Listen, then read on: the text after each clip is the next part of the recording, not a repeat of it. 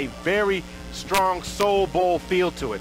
If you are ever here on a Saturday afternoon around 1 o'clock in the second Saturday in September, whether it's Douglas or whether it's Millwood itself, you can always guarantee that there will be a packed stadium on one of those two schools that day.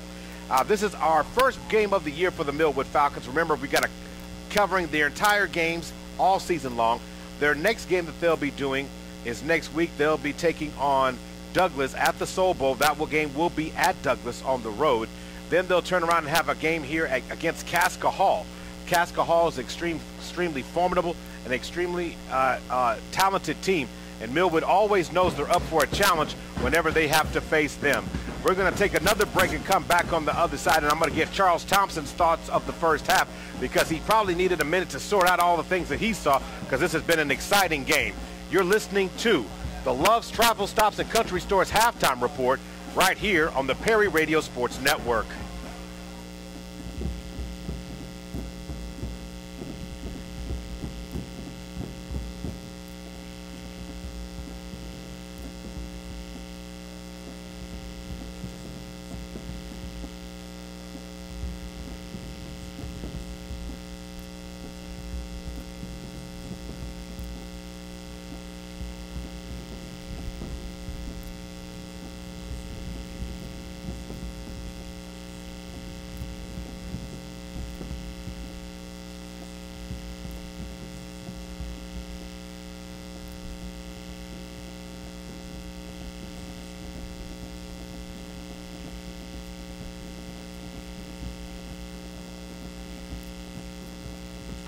Welcome back to the Love's Travel Stop and Country Stores Halftime Report. Standing here with me is one Charles Thompson. Charles, what a half. What an interesting first half of games. I really want to take a look at it from each team's perspective, and then on the backside of that, Charles, I want to get your thoughts on basically adjustments. So let's start off with the simplistic part here, Charles. What did you think, first of all, of Heritage Hall's possessions in their first half in this game? Well, you know, when we talked about the opening of the pregame before we went live to the show, we talked about Heritage Hall, what they have to do. I said they'd have to kind of, Millwood would come out with this big rush, this adrenaline rush, and Heritage Hall had to just sustain, hold force, hold ground, and not get too overwhelmed. They certainly did that. Obviously, to be 16-14, only down 2 points here at halftime, had an opportunity to go in there even right before to try to steal a halftime lead. I think for the Chargers, they're really right where they want to be. When you think about it, obviously every game can always be played from the front side. You got to look at the adjustments at halftime, and I think Heritage Hall feels pretty good about where they are. They're not running the ball extremely well, but they're certainly making some plays with the passing game, and I think that will be the adjustment that they'll make in the second half. Yes, we saw 2 touchdown passes from Will Dunn, who has been a stud tonight. He led a 65-yard drive on the opening possession, leading to a Connor Carey touchdown in the end zone, off a tip pass, mind you. And then again, it would be Dunn to Carey again to score their other touchdown of the night, a 35-yard touchdown strike.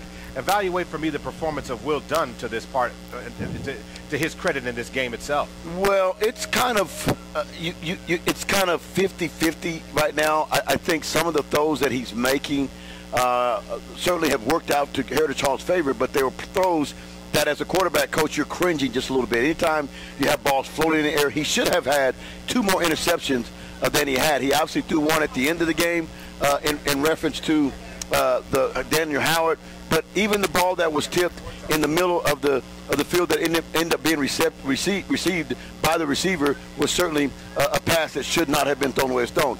Even the touchdown, obviously there was a ball right before that where he got away with a jump ball that was intercepted, and then the one that was ultimately caught for a touchdown, the same thing. So he's made some great throws. The touchdown he threw here after the turnover was a beauty, was a gem. You as a coach can be excited about that. When you see a quarterback that can stand in the pocket and deliver a great ball over the top, right in the breadbasket of Carey, you're excited about that. So right now it's kind of up and down. I think what you like to see him do is be a little more consistent with his velocity and his release points. No question about that, Charles. Let's swing this thing over to the Millwood side of the field right now. What did you think of the Falcons' overall performance in the first half?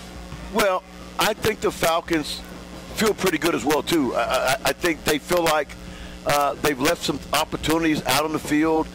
in the first half. I think they feel like they should probably be up by at least 2 touchdown scores, and maybe they feel like they shouldn't have even given away any touchdown scores. They had them.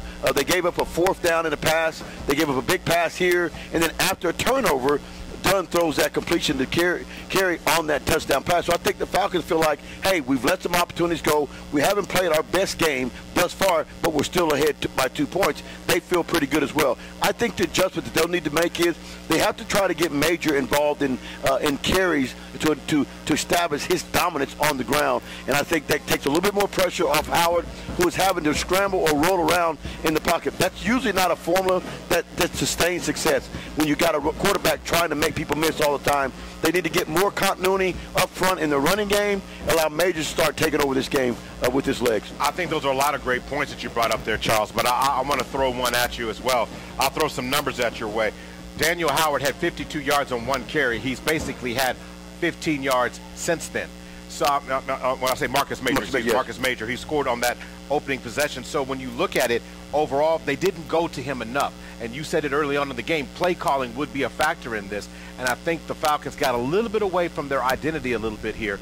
And again, Daniel Howard has played extremely well. I mean, he's led the team and scored 1 possession down here as he scored on a touchdown run. But obviously, that's something that they have to consider. Now, talk to me a little bit about the quarterback, because this is something you specialize in. Daniel Howard, what did you think of what he did? Well, I think that he's a guy that, you know, if you're going to watch this film and you got Millwood on your schedule down the line, you then begin to worry because he becomes another weapon. He certainly doesn't have the greatest technique, but just a tremendous athlete. You can see what he did, how he broke on the interception. You see him scramble and get away from a lot of rushes. He's very difficult to corral in the backfield. And so I think for him, I think it's been a pretty decent half. I think he's been off a little bit on some passes. I think he's made some poor choices on the screenplay. He didn't sell it long enough. But I think all in all, I'd have to be looking as a offensive coach, the coordinator for the Falcons, thinking, hey, I've got a 3-headed monster here. I've got Marcus Major in the backfield. I got Damarian Houston as a receiver, and I got Daniel Howes. And that makes teams difficult to defend you. And I think if they begin to come out in the second half and rely a little bit more on Majors and allow Houston to get involved, we still haven't seen his presence sort of made in this game yet. Right, and there's still plenty of time to get that done.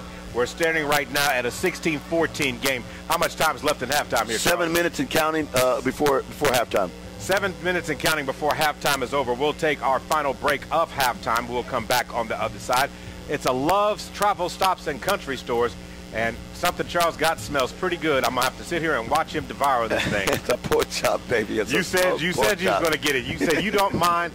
He said you didn't mind it or whatever. He said take it as long as you need. Just let me finish this before the second half. Either that, or we're gonna hear some that smacking sound that you hate listening to on the radio. Hey, that's one thing, you know, when you come to a Millwood game, I'm telling you right now, I learned my lesson last year. I held my youth football championships here, and they had that smoke wrap mode. So I knew when we was coming here, I was going to get the chicken and the pork chop. You weren't going to play around? No, going to play around. No doubt about it. We'll be right back on the other side. This is high school football Millwood Falcon broadcast on the Perry Radio Sports Network.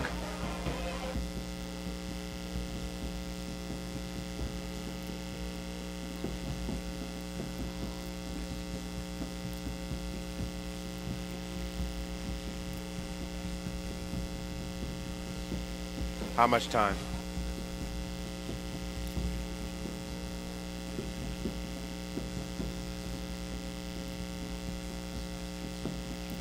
How much time, Black?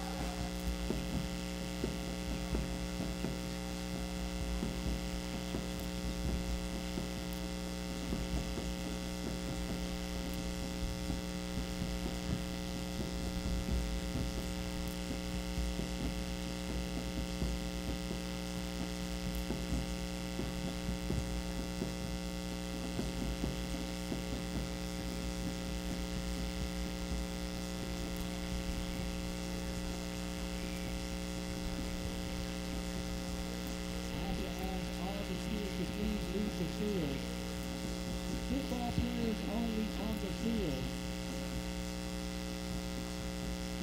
Appreciate it, kids. Use your stars as well, sir.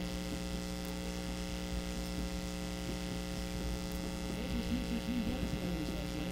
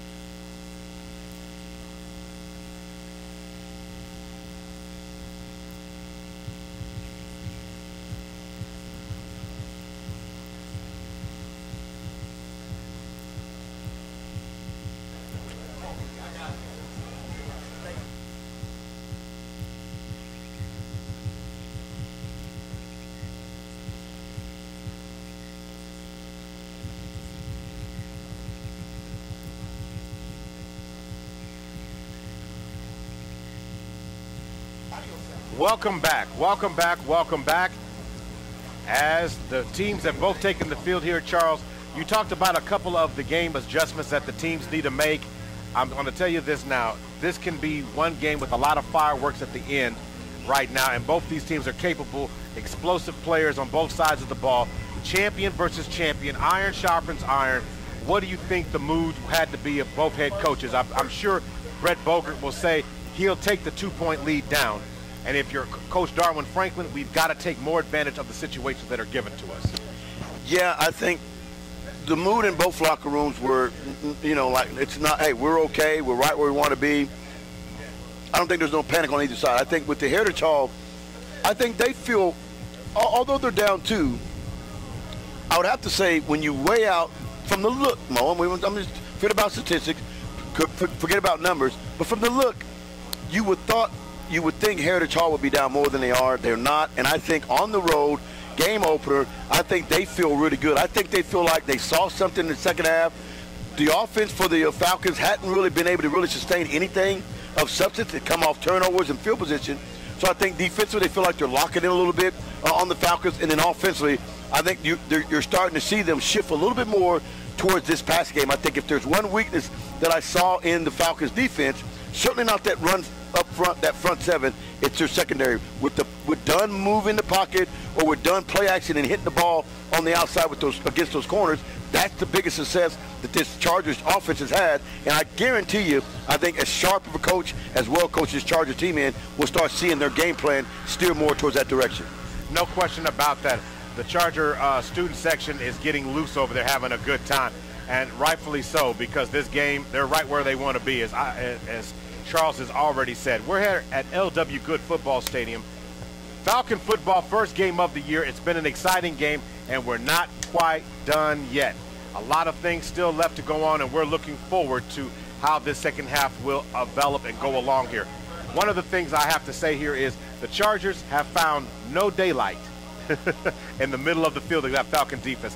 That Falcon defense in the middle of the field by Perry Lewis, Jawan Shells, and also Trey Warrior and Chase Coleman has been nothing but beastie and feasting all night long and keeping Will Dunn and the pressure on him all night long. Yeah, I mean, they have done an excellent job, obviously, in the run defense. And even in the past, other than when the pocket's been moved, they have made Dunn throw under duress time after time again. I'll tell you the thing that when you look at the Falcons, right now, season opener, right here at home, second half, tight ball game, this is when superstars become superstars. And we'll see, we know that the Falcons have at least 2 of them.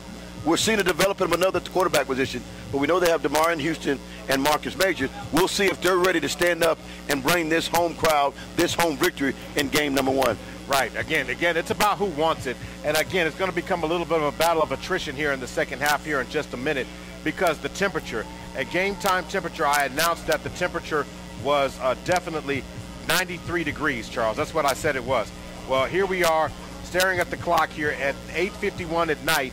It's still 87 degrees.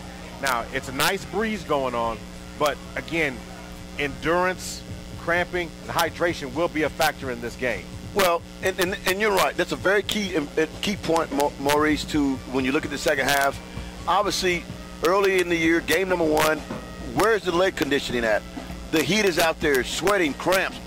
Did you take care of your body 2 days before? In order to really deal with cramps, you have to prepare your body with good rest, good hydration, at least 40 hours prior to this event. So we'll see in the second half if conditioning or cramping or weather becomes an element. I know the sun's gone down, but all that has been taken in your body for the last 2 hours will begin to show up here in the second half. If you're tired or out of shape or not able to be properly hydrated, you'll start seeing the effect in the second half. And where you'll see it first and foremost is on the defense and offensive line. Right, the tackling will get sloppy and things like that. But what about broadcasters? When we're in the room also when it's about 90 degrees, I got my media guy here, kind of Neil, sitting here next to us. He's been suffering in the heat with us. We've watched some great football, but what about the broadcasters? Do we need to stay hydrated? What do you say about us, Charles? Well, you're breaking down every aspect of the game except for the one that counts. Your pork chop game has been strong. Woo! I mean, it's been strong here tonight. You've been enjoying that. But my point is, what do we do now? Well, what do we do now, Mo? We stick our head out the window just for a brief second. We get a little bit of a breeze. We strap ourselves down and get ready for a heck of a ball game the second half. I like the way you think, Charles. I absolutely do. Hey, the teams are now getting to the sideline here as we're getting ready to kick off the second half of this contest. 12 minutes is officially back on the clock, and we're ready to get this thing going right now. And our score is 16-14, so now serious football. Again, when it starts getting close to 9 o'clock, now we're time to the time where we're going to find out what these teams are made of. Which team is more ready to assume this position? Which team is ready to take advantage of the turnovers and the mistakes that the other team may make? Well, here's the deal. You got to think about this. In second half, certainly in the third quarter, here's what it boils down to. Halftime adjustment by the coaches. You can't always put it on the line of the players in the third quarter. Where you would count on the players' mode is in the fourth quarter, what kind of heart you have. In the third quarter, coaches, what kind of adjustments can you make? My brother used to make the statement, blood or Kool-Aid time. That's right. That's funny. I had a buddy always say, hey, my heart don't pump Kool-Aid, it pumps blood. All right, we'll see. We're going to find out right now. The Falcons should get the ball to start it off. They'll be coming from the north end zone as the Heritage Hall Chargers are coming out on the field, lining up to get this thing ready to start the second half. Again, sometimes, I'm just so anticipating. I'm like, halftime doesn't seem that long on TV, but it seems longer at high school games. Well, it's always longer when you got a great football game. You know what I'm saying? I mean, and when you're watching TV, you can go do something in the back, go take your restroom breaks, do all these things, maybe go work on something, go kiss the honey, whatever it may be. And then when you come back off the commercials, they're watching things, they're doing things, and they're ready to kick off. Here, you got to just sit and wait. You got to sit and wait, no question about it. So we're finally ready to get the second half started right now. The Chargers are lined up. And here we go. Here we go. And the kickoff is away. And the Falcons are going to let it go out of bounds, I believe. And it does. It goes out of bounds. And it's going to be a first down for the Falcons at the 35-yard line. And we'll see. We'll see what kind of intensity you come out with. We'll see what kind of momentum can you build here. Because I think the team that scores first puts all the pressure on the other team. And I know it's just a 2-point game, but Charles, that's how you do it. See exactly what they got going on here, Maurice. They're actually going to have them re-kick it. Okay, instead of taking it to 35, they're asking for a re-kick, huh? Yeah, that's interesting. They say, hey, let's re-kick it. We think we can get more than the 35-yard line. Going to make them kick it and make them put the ball in play. I think that's going to be a great opportunity and time right here. Oh, man. What'd you get, Charles? You got something good there? They brought me another pork chop sandwich. Oh, my goodness. Thank you, sir. I appreciate that very much. Thank you very much. Well, they know how to treat you here at Millwood. They got the pork chop sandwich and the chicken going. I tell you, I appreciate you guys very much. Okay. Yeah, now, if you mess up my broadcast, I'm going to talk to you. Charles sitting there going, Mo, you have the next 3 series. Oh, man. This was going home with me, though, Mo. Okay. Yeah. All right. All right. So the penalty is going to move the ball back to the 35-yard line. So the Chargers are going to definitely give the Falcons great field position as the game started.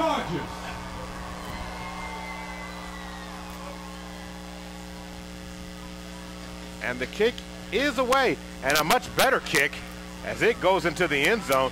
And if I'm Darwin Franklin, I should have stayed with my first decision, my first mind. Now again, some touching this going on after the play. A little bit of emotion. Players getting in each other's face, and it's going to end up costing one of them. Charles, did you see who won that scuffle in the middle of the field? I certainly don't feel like it's a flag you throw. Pick up the flag, wave it off. Both guys were jawing. Don't get involved into the game. The officials are still discussing the penalty here. He ought to pick it up and wave it off. We'll see if he does that. I don't think he is. Okay, personal foul against the Chargers and personal foul against the Falcons, offsetting penalties. There you go. At least it happened that way. Yeah, I mean, if you're going to call it on both. But, once you throw the flag, you either wave it off or you call it on both. No harm, no foul. So is it going to be first and 10 from the 20? I thought it was the 25. Yeah, I'm not. I thought it was a 25 as well too. We'll see if the Falcons will try early in this quarter to get Majors involved in the running game. That's what you call for, Charles. Let's see if you're right on this one. Here we go. 3 receivers, twins to the outside, 1 back in the backfield. That's Major with Howard. Ball snap. Howard drops back in the pocket, going to throw to the outside, and the pass is going to be made.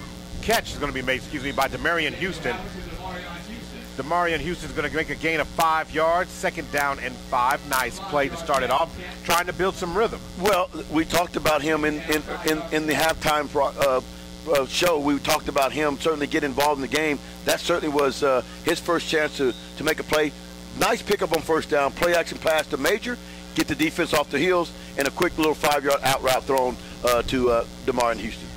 All right, here we go. 3 receivers this time. Ball snapped and handed off to Marcus Major. And Major is going to take the ball ahead. A gain of about 3, maybe 4 yards, setting up 3rd down and short yardage here. And you're right, Charles. The one thing you got to do here, you got to do it right now. Just give him a straight diet. I mean, until the Chargers stop Marcus Major, I would make them play him. Here we go. 3 receivers this time. Twins to the outside as the Charger fans start making noise, trying to get the Falcons out of sync. But Marcus Major makes a nice cut up the field, puts his head down, and gets the yards. And that's what you like to see. Well, it's a Metro Tech Technology Center 1st down. Yeah, and here's what we talked about. The two superstars, who? Demarion Houston, Marcus Major. Early in the 3rd quarter, Houston pass, Major 2 runs. Right now, Franklin's deciding, hey, I've got 2 superstars. Let me start leaning on them a little bit here in the 2nd half. Exactly. 16-14 is our score. The Falcons with the opening possession of the 2nd half here. 3 receivers, twins to the outside. Howard in shotgun formation. He sends Marcus Major in motion, and Howard sees a nice gap dancing around and is going to go ahead for a nice gain of about 6 to 7 yards. We'll say a gain of 8 on the play. A gain of 7. 2nd down and 3. First sign of conditioning. Number 6, Daniels, is falling down over there on the defense with cramps. We talked about that early when we came out of the halftime show. We said hydration and condition would be a factor. We're starting to see it show up here in the 3rd quarter. Wasn't going to take long. Jaden McDaniel is down with the cramp. And it's an official's timeout right now. This timeout is being brought to you by Riverside Garden Cemetery, and we'll take a quick one ourselves. You're listening to the 2018 Millwood Falcon broadcast, brought to you by Love's Travel Stops and Country Stores, right here on the Perry Radio Sports Network.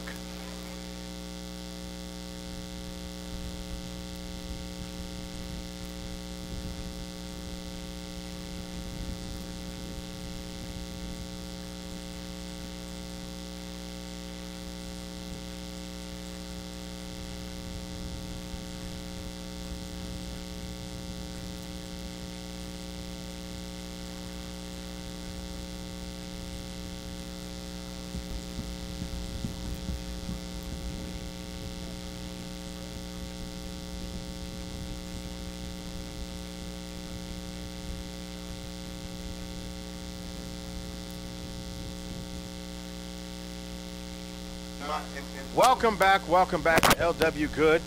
We still have an injured player down on the field, and again, it's just a cramp. They're just giving him a chance to hydrate himself, so the crowd's going to give him a round of applause. Jay McDaniel he's played well in this game today, and he's still got it. It's the back of his hamstring. He's really Maurice, once you get them, they're there, man. You're going to be fighting them all night. I mean, you can do everything you want. Obviously, what people do now, they go in there and get an IV. When you go in the tents, when you see professional football players, they go in there and get immediate hydration. But unfortunately, here in high school, you don't have that privilege. They used to make me drink the old-fashioned pickle juice 4 or 5 days before I got ready to play a football game, just so I would prevent myself from cramping on my opener. Three receivers, twins to the outside. Ball is snapped. High snap, but able to be corralled. Marcus Major sees no hole, cuts back, finds a little daylight, still on his feet, fighting forward. It'll be a Falcon 1st down, but we got multiple flags on the field right here. Certainly holding taking place here. It'll be holding on the offense. That's exactly what's being called by Richard Owen, the white hat here today. Holding is going to be the call right now. going to bring it back some. In fact, it's going to bring it back a lot. Going to put the ball at the 30-yard line. Second down, and you can say 13 now. 9:55 to go before the end of the third quarter. Maurice Prince and Charles Thompson on the call for you this evening. Ball snapped. Great break off the middle. Has a receiver wide open, and he just missed him. Daniel Howard should have hit him, and Daniel Howard is hobbling right now. Got hit in the leg, and he's come hobbling off the field right now, fighting his way to try to get off the sideline. I think the official should have blown it dead, give the young man a chance to get off the field. Well, I'm not quite sure what happened. I just don't know what happened on the throw. Obviously, he's having some issues with his right leg, which is his back leg, the plant leg. Didn't even get it set. Wasn't able to deliver a good ball. He had a middle receiver open on what we call a skinny post. There should have been an easy pitch in the catch. Daniel not able to deliver the ball. Ball just pretty much went about 3 yards short of his intended receiver. Evan Richmond was the receiver who was wide open. When I say wide open, okay, let's put it this way. They could have put an APB on for him because he was so wide open they still couldn't see him. Well, and those are the things right there, Maurice, where you just got to make those kind of plays in this type of game. You got to be, but obviously Daniels, this is his first year to start at quarterback, and has played a tremendous first half. We saw him make some spectacular runs here, even in the start of the third quarter. But you got to be able to make those kind of throws. You know, I always tell quarterbacks when I train them, anybody can run, but to be a quarterback, you got to be able to make the throws. You got to be able to make all the necessary throws. That's the first thing that people want to check off the box. Can you make all the necessary throws? Right there was a basic throw, what we call a quick seam that you want to hit head-to-head. If he hits the receiver head-to-head, he's probably galloping for 7 yards for a touchdown score. While there's no action, Daniel Howard hobbled off the field, and the officials were giving him a chance to get off the field. It was an injury timeout, and that injury timeout was sponsored by Riverside Garden Cemetery. The Falcons are now staring down a 3rd down and 13 from the 30-yard line. The Falcons got to get all the way up to the 44 for a first down. New quarterback in the game for at least this one play. Should be a run. Wow. And they're going to let the freshman throw it, and the pass is incomplete. Leon Mackey is the new quarterback in for one series, and right now the Falcons are going to go ahead and pump this ball away. And if Marcus Major is back there, he kicked a 65-yarder earlier that pinned the Heritage Hall Chargers deep. Let's see what they decide to do here. Are they going to get back there and cover it? Well, we got Houston down here on the sideline. Looks like he may be cramping. As we've seen in this first quarter, opening third quarter, we've seen obviously McDaniels go off with cramping. I'm not quite sure what's wrong with Howard. And then now we see Demarion Houston, who tried to dive for that last play, seemingly having some issues. We'll see if he got the wind knocked out of him or what's going on there. But certainly injuries becoming a factor here in this game early in the third quarter. No doubt. And Marcus Major is going to kick this ball away. And it's a nice high kick, but the wind's going to catch it this time. And it's going to take a Falcon, no, it's going to take a Charger bounce as it bounces at the 50-yard line and rolls back to the Falcon 46. So Chargers in plus territory to start this possession. And again, the cramping going to be an issue first game of the year, and then also field position. So it's going to be a big deal. Well, the key point is here, well, right there, first of all, punting one-on-one. Anytime the ball's going the wrong direction, you always stop it immediately. You saw the Millwood Falcons, the punt team, kind of sit back and let that ball take that extra 5-yard bounce. Right, that's a no-no. That is a big no-no. You're not supposed to do that. So here we go.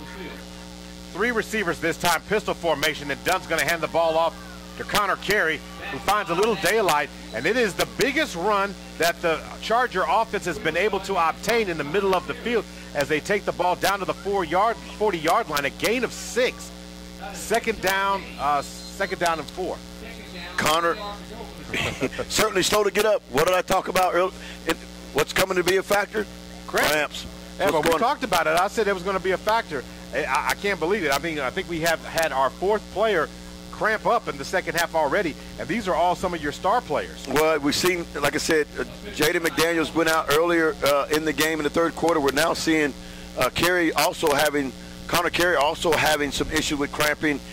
We don't know what exactly the report is on Howard, but looks like Houston is certainly running around on the sideline, so he may re-enter the game. But certainly, as you can see, hot condition as you talked about early in the broadcast, although the sun has gone down, the damage has already been done if you're not hydrated at least 48 hours prior to this kickoff. The officials have asked for everybody to get a water break. We're going to take a quick timeout ourselves. We'll be right back. You're listening to the 2018 coverage of Millwood Falcon football by Love's Travel, Stops, and Country Stores on the Perry Radio Sports Network.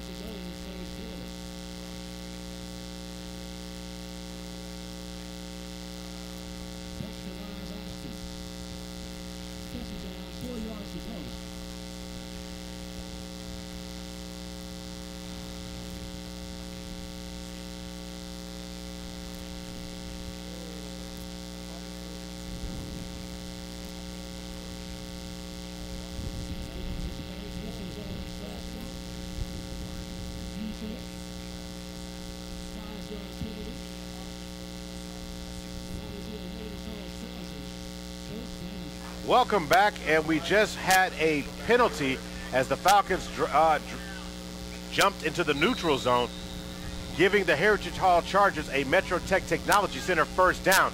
Pistol formation with 3 receivers, and into the backfield goes that Falcon defense. It looks like they got fired up a little bit there.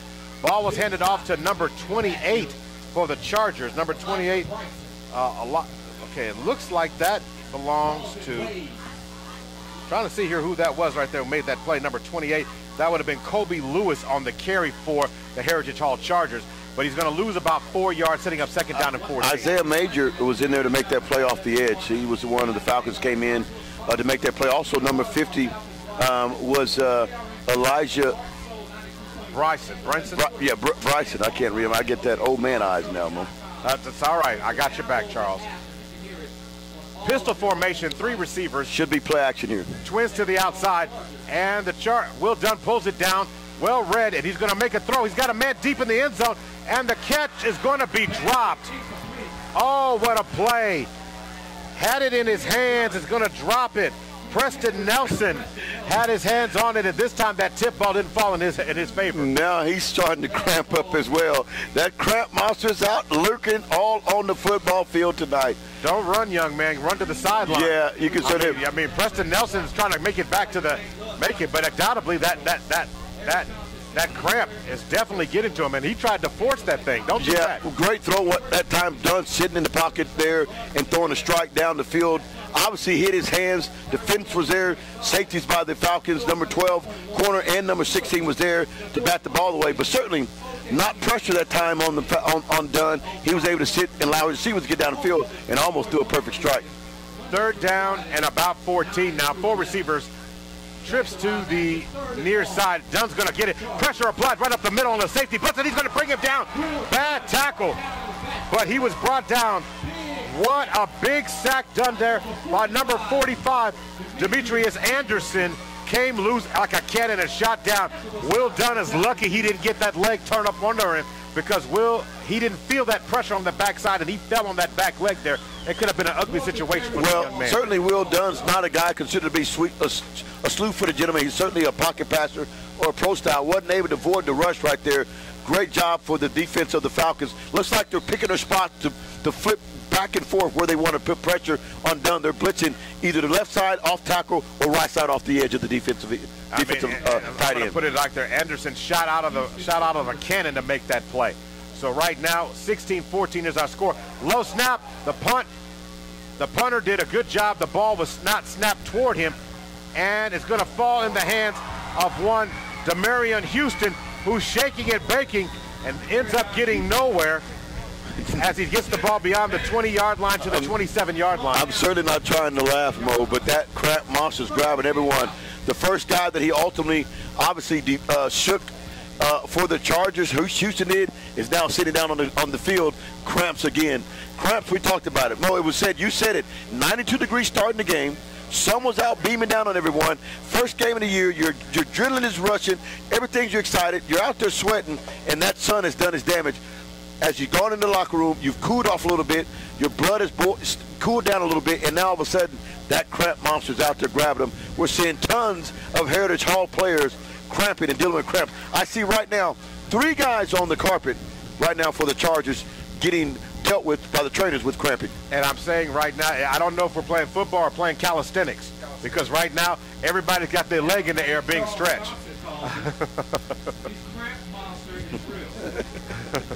It is real. All right. Right now, 16-14 is our score. How much time's left in the third quarter, Charles? Well, you got 6:50 right here in the third quarter. Still just a 16-14 ball game. I predicted the 42-28. Doesn't look like we're going to get there. Right now, the Chargers are still, although things haven't necessarily gone their way, they're still only 2 points behind right here in this ball game. One play. All right, the ball is going to be spotted at the 27-yard line. So, folks that were out there, if you're listening on this broadcast and you're sitting in the stands, stay hydrated. Because, again, the cramp monster will happen in the stands next. You don't realize what that sun does to you when you get down after that energy drops down. And, we need Gatorade, Powerade. We need all those aids right now out here on the field just to get these kids hydrated on the field right now. But, again, their coaches and training staff are extremely busy right now. All right, back onto the field. You were worried about Daniel Howard. He's just fine. He's back on the field. 4 receivers this time, and they're going to fake the handoff. No, they're not. He's going to hand it off to Kerryon Dotson, who is able to elude 1 tackle and dive ahead for a gain of 1, maybe 2 yards, setting up second down and 8.5, almost 9 yards. So right now, if I'm the coaches, do you want to do all this running on the edge, or do you just want to run straight ahead because everyone's feeling it right now, Charles? Well, I think everyone's trying to key on Majors, and I think what they're trying to do is give him a little bit of break. Maybe if they throw a play here or there in there with some misdirection, then when they give Majors the ball at the middle, obviously he's got a little bit more of a crease. He's having to avoid defenders right at the line of scrimmage, which means they're all geared in and locked in. You got a 7-man front or 6-man front right now with this defensive line. All right, we've got 4 receivers trips to the outside, and a high pass Daniel Howard is. And one thing I'm going to say, when a quarterback gets a cramp, you got to remember to get your feet set. That throw by Daniel Howard is a clear example of him not going through the progressions, getting the arm up and throwing it to the outside. What he did was he short-armed it because, again, didn't want to move, still feeling the effects of that cramp. Because like you said, Charles, once the cramp hit, it doesn't go away. Yeah, and that's what ultimately happened on the play that he went out, the seam ball that he underthrew. He just didn't plant his back leg right there. You're right, Mo. Prime example of him. Really, that's the ball you got to have a little bit of a touch on when you're running back swinging. It's really a run play. You're getting Majors out of traffic, hoping you get the ball. He can make one guy miss in the open field. 4 receivers, 1 back in the backfield. Howard's feeling pressure as the linebackers come in for a blitz, but he stays on his feet somehow after taking a shot, and he takes some more punishment.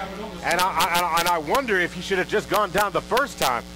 Again, he's already been banged up pretty bit tonight, and he's still got that cramp. And here he goes again, limping off that field, grabbing that hamstring. Charles, we might have a serious situation here if Daniel Howard can't go. I mean, he should have just taken that first hit instead of trying to force it. But that cramp is still feeling, he's still feeling the effects of it. Well, here's the thing I think you need to pay attention to. Every time he scrambles and he's avoiding rush, he's also leaving the ball loose. Watch out for the defenders. If Heritage Hall obviously looking down on the field, they'll say when the quarterback's running, when he hits first contact, he's cutting the ball and he's exposing the ball leaving open. Let's try to go in there and start ripping. Low kick by Marcus Major this time. His worst punt of the night. It kind of rolled off his foot, and it's going to be 1st and 10 Chargers sitting at the Falcon 46-yard line. It's going to be a tough one.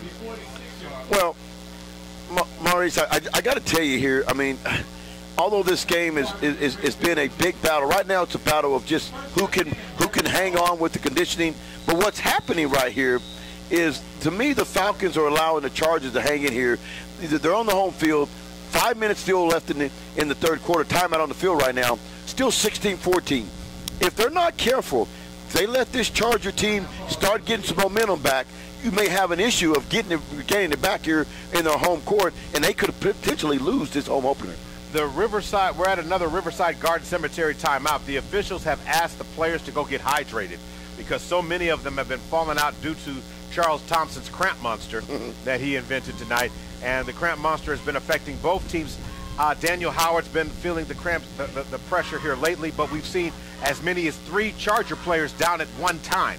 We'll take a timeout ourselves. We'll be right back. You're listening to the 2018 Millwood Falcon football broadcast brought to you by Love's Travel Stop and Country Stores on the Perry Radio Sports Network.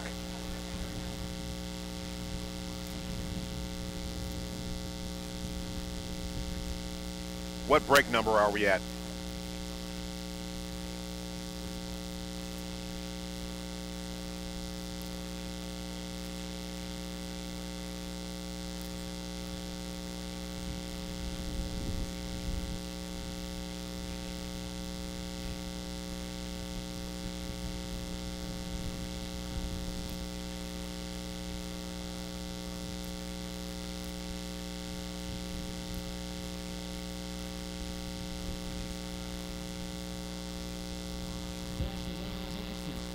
Back to live action. Here we go. Heritage Hall Chargers, 1st and 10 at the Millwood Falcon 45-yard line.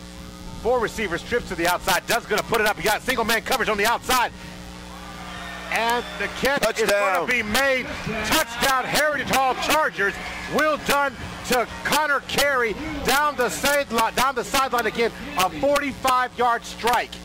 The second time, the third catch, the third touchdown by Carey tonight, the third touchdown pass by Dunn tonight. Well, they're getting the matchup they want. Don't really know on the roster who number 9 is, the corner. When they see that matchup, they get one-on-one. They're taking a shot down the field. Once again, a great strike by number 12 Dunn to Carey. Carey getting his matchup to the defender that he wants. Like I told you, Mo, let him hang around. Chargers taking a third quarter lead. Now, both teams have had their own solo one-play touchdown. The Chargers just had theirs as Dunn completes a 45-yard touchdown pass to Connor Carey. And when we start getting to the player of the game, I don't know who you're going to choose, Dunn or Connor Carey. Connor Carey's been making some unbelievable plays. Dunn has to get some credit for throwing it, but Carey has been unbelievable on making these catches and getting into the end zone. Well, obviously, were all 3 touchdowns to Carey? Yes, all 3 touchdown passes have been to Carey. Yes, all Heritage Hall touchdowns. Now, there is an encroachment penalty. It's going to move the ball half the distance to the goal. It's going to put the ball at the 1-yard line. And the Chargers are bringing out the offense again as Will Dunn came back on the field. So does Connor Carey. I guess cramp time is over. Well, I mean, you know, when you start making plays, obviously, you know, for some reason your body reacts to it. We're looking at right here, Maurice. I mean, I said it, and I said it time and time again. You cannot allow teams to hang around. They're just one big play away. We saw that big play once again, Dunn to Carey, which has been the winning combination for them. Ran out of time on the play clock, so that's going to move the ball back to the 6-yard line. So will Brett Bogert trot out the extra point? Are they going to still go for 2 here? Let's see. Well, I think when you're up by 4 points, the rule is you go ahead and go for 2 to make it a 6-point difference in the game. So obviously the right call right here is to go for the 2-point conversion. 2-point conversion on the way as the offense does remain on the field. We're looking at 4 receivers, 2 split on each side, 1 back in the backfield, and Dunn's going to put it up, looking for the corner. Certainly holding right there. Incomplete pass, but is there a flag on the play? It is a flag. Should be off defensive holding. And it looks like, once again, both guys are down cramping. So we got 2 players cramping in the end zone. And so that's going to mean that we're going to get the ball half the distance back to the goal. going to put the penalty ball back at the 1 yard line again for this 2-point conversion. It might be a game of attrition. Who can last the longest with their key players without cramping up? Everybody is seeming to be dealing with it, and it's happening on both sides of the ball. So it certainly affected, I say, both teams. It's not in favor of either one of them. The Falcons have given up some big plays, and certainly, other than the big run by Majors early in the football game, the Falcons have responded the Chargers have responded with their own big plays, done to carry all night long. Now, here's what the situation is. That's going to put the ball half the distance to the goal back to the 3-yard line. And now we're in the pistol formation right now for Dunn. And he's got 3 receivers, twins to the outside. And Dunn's going to power his way, but he's not going to get in. Not going to get in. But they do expand the lead to 20-16. So again, it's still a 1-score game overall, but under 5 minutes to go in the third quarter. We'll take a timeout right now. It's the 2018 Millwood Falcon broadcast brought to you by Love's Travel Stop and Country Stores on the Perry Radio Sports Network.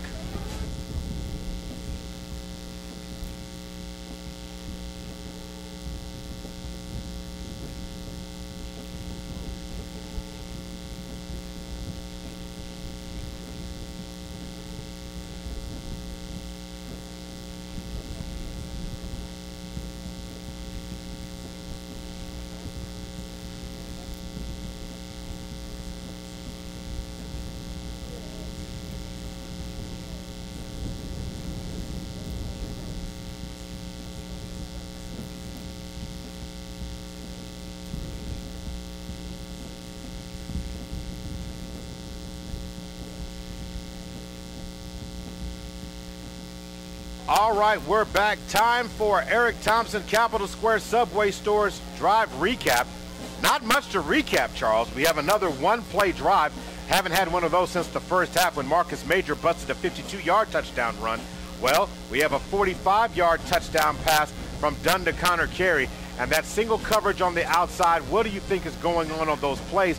Because Connor Carey has gotten vertical tonight, catching a 35-yard touchdown pass, and he caught a 25-yard touchdown pass earlier in the game for Connor Carey, capping off their opening drive. So what is your thoughts of going on here? Connor Carey's been getting it. The first touchdown was a tip ball, so Connor Carey was Johnny on the spot making the play. But the single coverage he's been able to take advantage of has been something pretty good. Well, that scheme, obviously the coaching staff seeing what they like. Hold on real quick here. We had a penalty that moved the ball, so now the Chargers are kicking off from the 25-yard line after that last failed 2-point conversion attempt. So that's what we've got going on here. But go ahead, Charles. Should be favorable position for the Falcons to start out this drive. No, it's a scheme, it's a matchup. Obviously, the coaching staff, you look for the right match you want. You bring trips to the other side, knowing you're going to get one-on-one without safety help over the top, and they have connected with that twice now. Short pooch kick is going to take a bounce at the 40-yard line, but that's a live ball, and the Falcons are going to pick it up, and a cramp is going to bring a Falcon returner down. Jimmy Harris slips down on a cramp. He ought to be happy he did, because he almost got tattooed by number 7, Brigham Evans, who had him targeted right there in the middle of his chest as a goal of where he was going to hit. I mean, you think about it, as big of the penalty as was to get the ball kicked off where it was, obviously they pushed the ball in the open spot. Houston wasn't able to get there, but right when he was able to get to the ball, he was immediately approached, tried to make a move, cramped up once again. Told you, cramp monster out there trying to grab these kids. Talked about conditioning, obviously, all summer long. You get your game, get your mind, you get your body prepared for the game number 1, and you can never simulate live action, Maurice. And that's what's really hurting these kids here right now. They're cramping up pretty hard, pretty heavy. And I don't know about you. It's been a long time since I had a cramp, but I don't want to have them anymore. As many as I've seen out here today, that's enough for a lifetime for me. I don't want not one of them. Think about this, Maurice. If they kick the ball out of bounds where they regularly was, they get the ball 35. Even after the big penalty, where the ball was ultimately ended up a place, it'll be really just a 7-yard gain. They get the ball to 42. Still great position for the Falcons. Right now, their offense has struggled. They didn't get much going before the halftime, and right here in the third quarter, they haven't had many first downs just yet. Yeah, it kind of seems like the Falcon has landed right now in terms of the offense. They've got to get some things going here and get some more back to this aerial assault, or get Marcus Major more involved in the game. three receivers this time, twins to the outside, pistol formation, and Howard calls for it, and on Marcus Major, bounces to the outside, ankle tackle, great play, open field tackle on Marcus Major by the quarterback, Will Dunn. And Preston Nelson was there, number 1. And he made a tremendous play getting back there, turning Marcus Major to run sideways, not forwards, as you said, Charles. And again, as he was running sideways, he got tripped up and lost a few yards. They're going to say loss of about 3, second and about 13. Ball spotted at the 40-yard line. Daniel Howard's going to have to certainly get relieve the pressure off of Major. He's going to have to really begin to throw the ball. The receiver's got to start making some plays. 4 receivers right now, and the Falcon offense is changing the play. Marcus Major moves to the opposite side of Daniel Howard. Ball snap. Howard steps back in the pocket, is going to put it up. Has a receiver open across the middle and just misses his over target. And again, Howard has not been as accurate with the ball since the cramps have kicked in. That pass was intended for Angelo Bryson, and 3rd down and 13. But again, the play was open, Charles. Yeah, still an open target right there. Just what you mentioned, Mo. Just not being accurate as you need to be. A little bit rushed that ball. I mean, I just don't know what to say. Howard's going to have to really help this offense out through the air. They're not going to. The Chargers have sort of kicked their heels in. They're not going to allow Major to hurt him on the run. All right, Major lines up in the slot position this time, and we've got 4 receivers now. And Howard's going to try and get to the corner. Has time. Stops in the middle of the field, but again, you can tell the effects of that cramp as he's going to get a gain, but we have another down Charger player on the field with another cramp. Looks to be number 18, Joe Washington, the receiver for Heritage Hall, has a cramp and he's down. And again, I'm not sure if it's cramp. Hey, listen, he may be grabbing his shoulder. Looks like he's grabbing his wrist, so it's not a cramp. So this time, but I'm telling you this: the trainers have ran on the field so time that they're running out here. The backup trainers. Well, they might need a water break to themselves. I'll tell you, that was a straight run right there. I believe Howard, it was set up sort of like a quarterback sweep, sort of setting up the wall to see if they can get a wall and get him around the edge, see if he can use his feet a little bit. Didn't really have his eyes downfield. So right now, I just feel like the Falcons' offense a little bit out of sync. Maurice, we'll see if they can respond. Obviously, this team has been undefeated for the last several years. There probably have not been many games where they've been behind, especially at this point in the football game. We'll see how they respond. We saw Heritage Hall respond and hold court. We'll see if the Falcons can do the same. All right, it's 9:30 at night on your Thursday evening. We've got another player down. The temperature is now down to 84 degrees, so we're getting into workable temperatures right now. But the effects of that 90, 97, I mean, again, we said 93 or 94 when we kicked off, but that doesn't mean with the heat index it wasn't feeling like 98 or 99 degrees back there. But I will tell you, the way the players are here, it's completely zapped the energy right out of them. This has been a great football game. It's been certainly a game, Maurice, where 2 teams who have championship pedigree, 2 well-coached, very well-coached teams. You can see the Heritage Hall. I don't think they're probably not as talented as the Falcons, but they're certainly very well-coached. They're in the right places, the right spot. They have geared in and locked in on this offense. Majors, other than the first run that he had in the opening of the game, has not really been a real major factor on the offensive side. So we see Houston been out dealing with cramps, and right now Daniel Howard can't seem to get in sync to find the right target and the right release points for receivers to make plays. Now, the Falcons are going to definitely want them to get back in it. We're staring at a 4th down and about 13, and Marcus Major is going to kick this ball away. Need a good kick for Marcus Major here to try and give the defense a little bit of relief, because right now it's a 4-point lead by the Heritage Hall Chargers, 20-16 right now. And there seems to be an issue with the pad, and the referee came in to help this young man out with his attire for the Falcons on that front line. So here we go. Play clock is running. Major gets it and kicks. Nice high kick this time. Let's see if it takes a Falcon bounce, and it does. Goes out of bounds just above the 30-yard line at about the 32. Yeah, took a sideways bounce out of bounds. Certainly first time the Heritage Hall Chargers are starting on their own side of the field since the second half began. And field position has definitely been a factor in this. But if I'm Coach Borgert, and I've seen the deep pass be effective in a play calling, I would have my best person covering Connor Carey, who has been unleashed tonight for 3 touchdowns. Well, now that you say that, I think the coaching staff heard you, because they made a substitute here at the right corner. Demarion Houston is in, and certainly if they're going to be attacking now, they're going to be attacking one of their best athletes on the team. All right. So right now, Connor Carey does line up in the backfield. We've got 3 receivers, twins to the near side, pistol formation for Will Dunn. 12 seconds to snap the ball. Ball snapped, and he's going to hand the ball off to Connor Carey. For no gain on the play, as the Falcon defense seems capable and ready to make a play this time. But we got a flag coming in late after the play. And I don't know what this is right now. Could be sideline warning over there on the side of the, for the Chargers. We'll see. But certainly could be a sideline warning when it comes in from the outside of the sideline judge. It's a dead ball. Personal foul face mask against the Falcons. That's going to give the Heritage Hall Chargers an automatic first down, a Metrotech Technology Center first down. As that's going to move the ball. Personal foul, that should be a 15-yarder. Puts the ball at the 45, maybe the 44 or 46. Yeah, not a great penalty, as they did a great job of stopping Connor Carey on the first down carry. Had him backed up for a loss and ultimately came in for a face mask, which will move the ball right about their own 47-yard line and be a 1st and 10, Maurice. No doubt about it. 1st and 10 for the Heritage Hall Chargers, who are already up 20-16. The Falcons defense shows a lot of pressure in the box, but they're going to hand this ball off to Connor Carey. Going to take the ball ahead for a gain of 5, 2nd down and 5.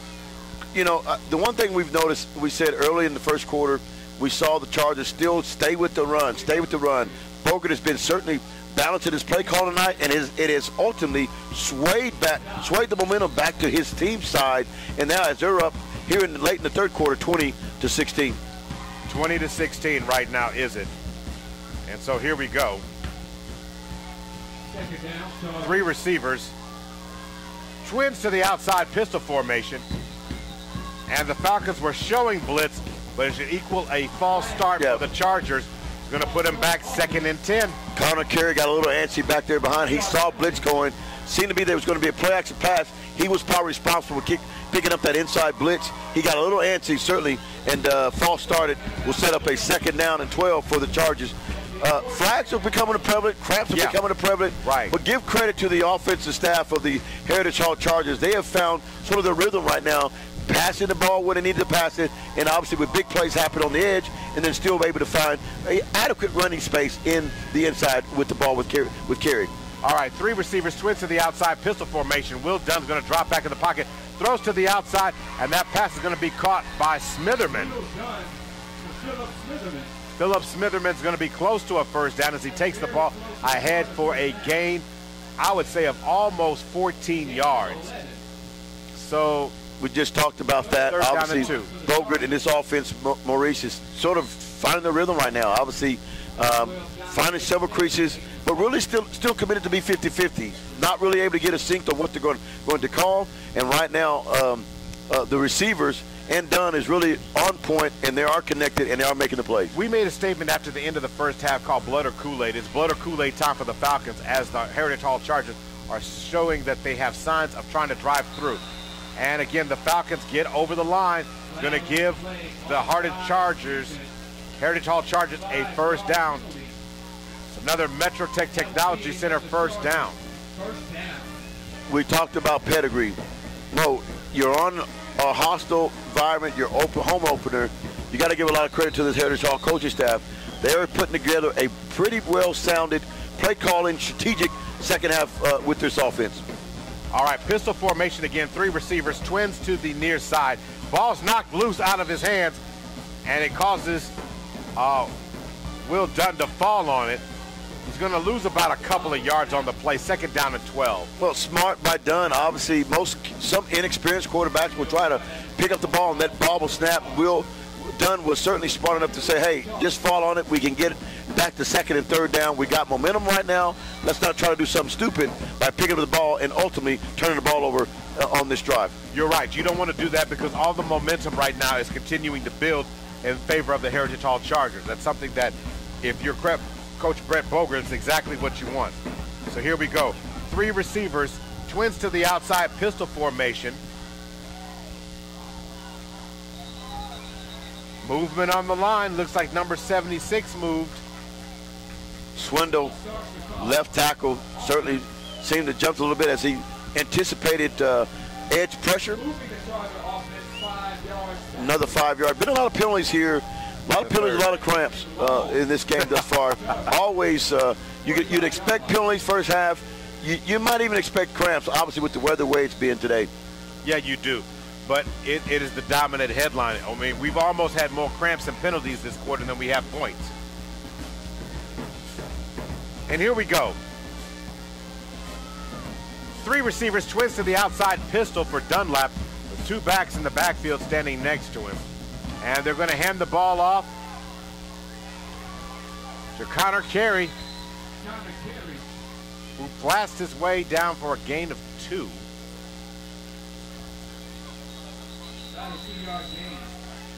That'll be the end of 3. That's the end of the third quarter right now. 20-16 is our score. We'll be right back on the other side for the start of the fourth quarter. You're listening to the 2018 Millwood Falcon football broadcast, brought to you by Love's Travel Stops and Country Stores on the Perry Radio Sports Network. Kicking off the 2018-19 football season. Fourth quarter just around the corner. Don't miss it.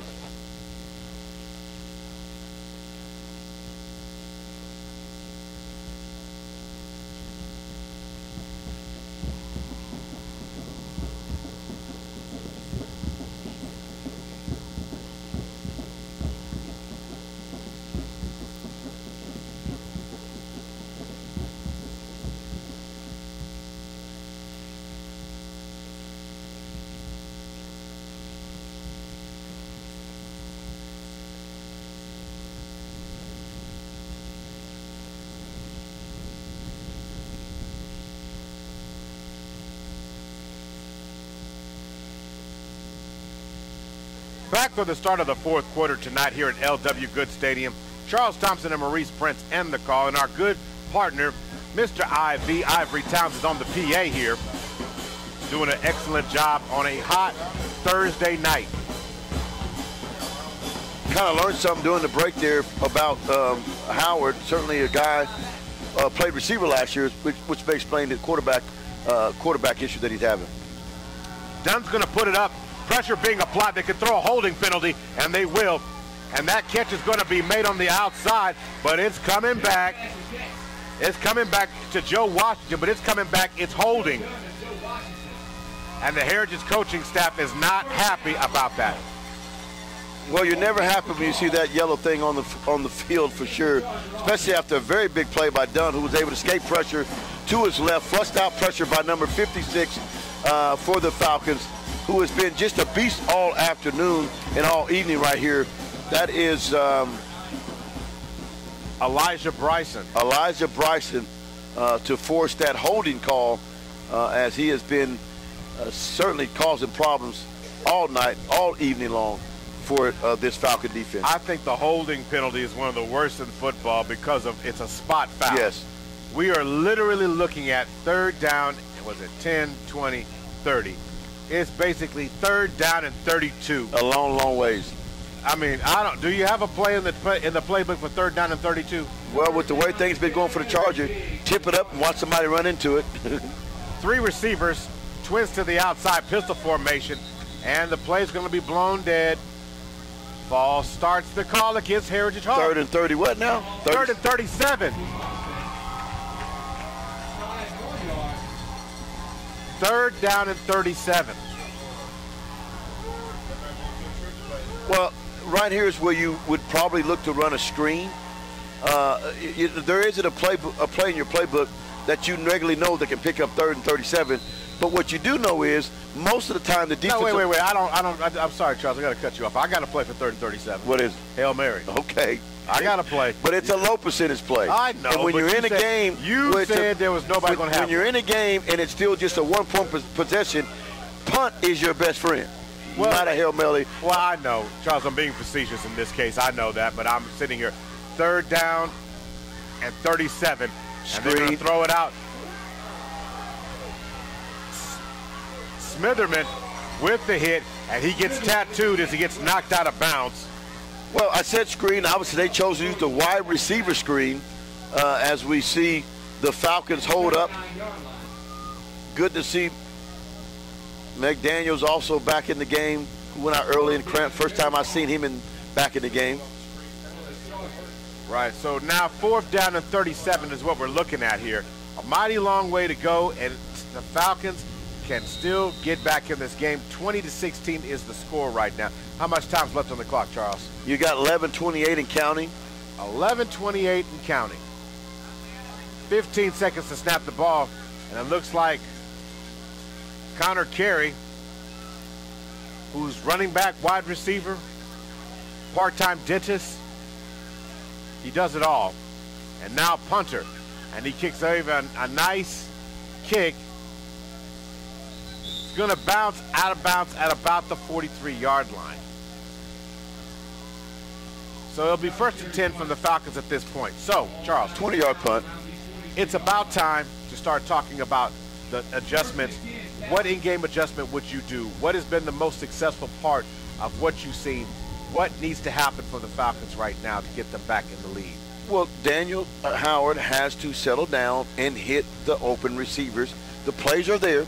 The one thing that's frustrating to a coach, when you call the right play, the play is there, but we're not able to execute it and not able to finish it off. I think that's the key point. You got to get in your quarterback here and say, hey, we got to have you right here. Yeah, you got to settle down and make the throw. It is there. Quit rushing it. Do it like we've done it many, many times. I know he's a player.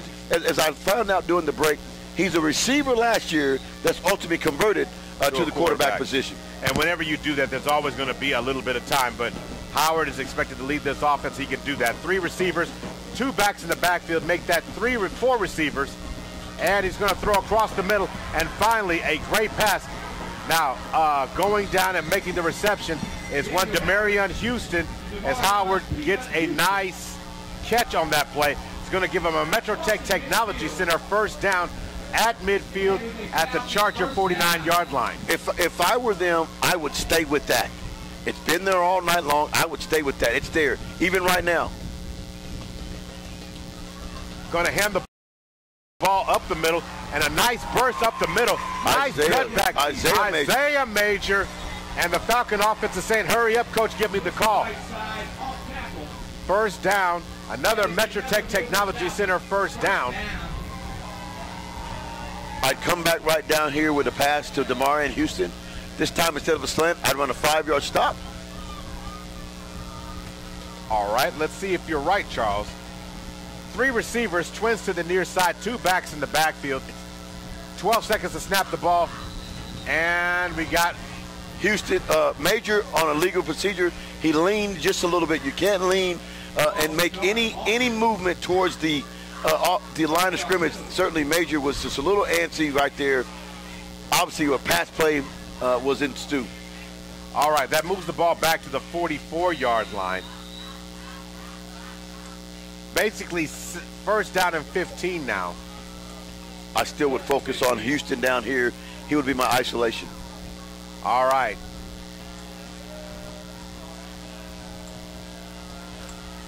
Howard's going to put it up, looking for space, telling his receiver to go, and there he was grabbed, and that's going to be pass interference. It was one of those type of things. They always say to the receiver, look back at the quarterback, Charles. He looked back at the quarterback. Quarterback saying, what you doing? Go, go, go.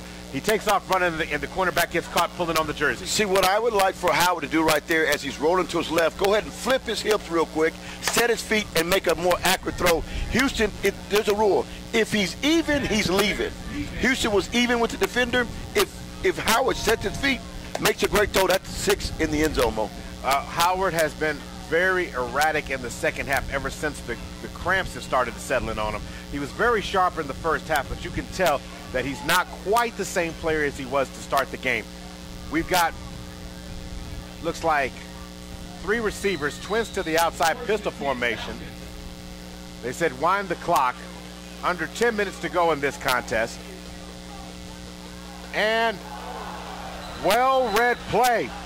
Well-read play as they try to run some run PO is Will Dunn, the quarterback, decided, say, hey, look, I know what my job is. I'm supposed to get the pitch man. Oh, the pitch man got the ball. Boom. No, it was jet sweep right there, and obviously good job getting up on the edge. The edge wasn't able to be set there. You want to try to get the edge set. Didn't get it set. He was able to get done, was able to get up and tackle the jet sweeper before he was able to get to the edge of the defense. All right, so here we go. Loss on the play, putting the ball back at the 35-yard line. Third down, second down with 3 receivers. Howard steps back in the pocket, is going to put it up. He sets his feet, going to throw a lob to the end zone, and that catch pass is incomplete. You thought he had it, but that, I mean, hit him right in the hands. But the quarterback had inside position. Did you like that throw, though? I like the place it where it ended up. Obviously, the ball was put to the property outside. He gave his receiver a chance to make a play, Maurice. Hit him right in the hands. No matter what you're looking at, the ball was thrown well enough for it to be a catch. Howard obviously thought very risky, but should have been a catchable ball. Should have been a very catchable ball. Maurice Prince and Charles Thompson on the call right now. Third down, the ball's at the 34-yard line. They're getting away with holding on Houston now here on the bottom of the field. Major goes in motion to the outside.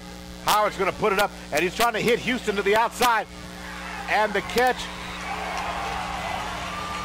Is there a flag thrown? Yeah, it is. They're going to call pass interference. Can't see from this vantage point whether the catch was made. Well, what they're running is called a cover 2 over the top. They've got a corner sitting to give him pressure down low, and they're running the safety over the top. To the field, they're running a cover 4. So in quarterback terms or defensive secondary terms, that's called cover 6. 2 to the boundary, 4 to the field. They're isolating double matchups on DeMar and Houston. So what you want to do in that instance, Maurice, you want to motion out your back and run a post in the middle of the field. No doubt, Charles. I think you're absolutely right on talking about this down here. The penalty is going to be pass interference, which should give the Falcons a first down. It's just about getting the field position marked right and getting an idea of exactly where we need to be. Coming up immediately following the game, Charles Thompson and I will pick the player of the game. Charles, have you been putting some thought to this at all? They're going to wave this flag off. I think they're going to say it's uncatchable, which shouldn't matter. And this should be a pass interference play. If he interfered, it doesn't matter if holding. They're saying holding against Heritage Hall. So it's going to give the Falcons a first down. Is what they needed. Or will defensive holding give a first down? Or is that an automatic first down? Okay, it's 2 penalties on sportsmanlike conduct against the Chargers. Wow.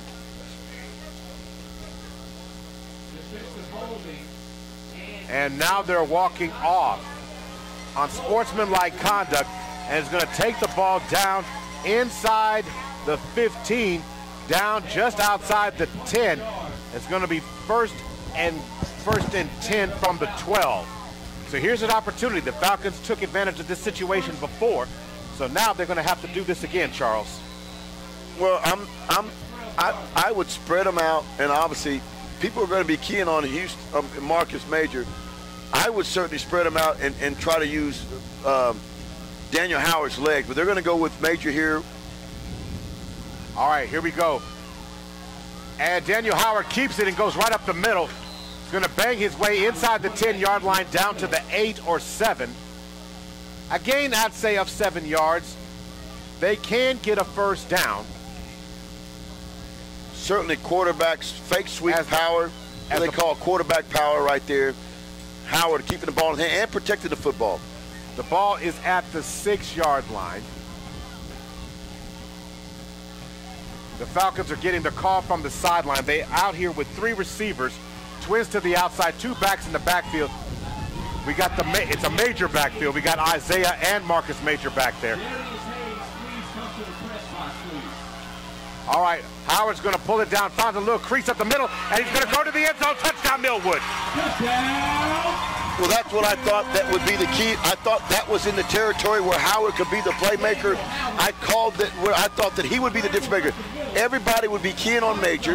Obviously, you get the quarterback in what we consider to be a run-pass option in the scramble. Anytime you drop back, Maurice, especially when you got a short end of the field, all the quarterback has to do is find a quick seam, and that's exactly what Howard did to go in for the score right here. 8:18 remaining in the fourth quarter. The Falcons come back and take a lead right now, 22-20. 22-20, and so now we've got a situation where they're going to try and go for two here.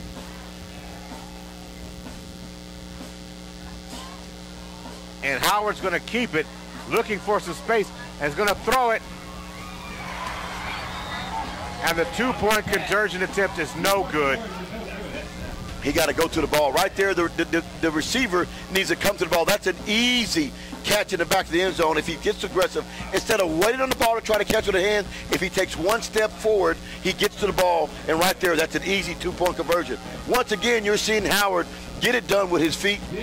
Certainly, when it's the original drop-back passing situation, Howard has had some issues, but when it's time to make a play and ad-lib, he's been on point. He's been Lamar Jackson-like.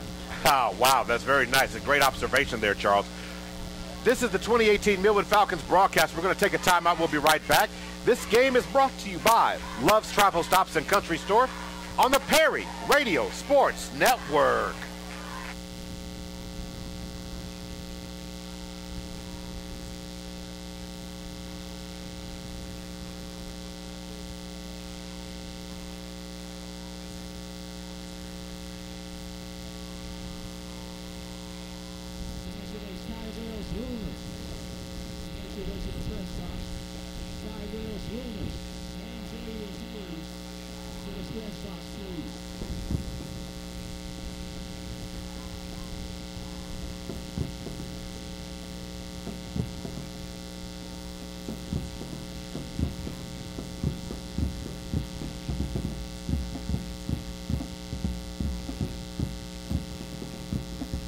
And we are back. Falcons back on top. But 22-20 is our score. Charles, I have to say this, should have put some money on that because you have been money when you called that this is going to be a close game. It gets no closer than 2 points. Well, I certainly right there would have opted if I have a field goal kicker. I would have probably chosen to kick the field goal to try to make this a 3-point lead. Obviously, a field goal can certainly, the way this game's been going, teams have had a tough time getting in the end zone, but they've all been in position, and I think a 3-point lead right now would make me feel just a little bit better. I would agree with that. So we're set to kick this thing off. Millwood's going to kick it away, and Connor Carey is back to get it. This ball is rolling around at the 15-yard line. Connor Carey picks it up, looking for something, finds a little bit of a crease, cuts back to the inside and runs hard, and is going to get knocked out of bounds at about the 35-yard line. He made something out of nothing there, Charles, because it didn't look like a whole lot of something was made there. A whole lot of something out of that. Don't know how you got out of that. That's how you turn water into wine just a little bit right there, Maurice, because he had nothing there. It was just a whole sea of blue jerseys right there, and he was able to somehow pick his way through and find his way up the sideline for a pretty decent kickoff return. Yes, he did. So the ball's going to be spotted at the 30-yard line.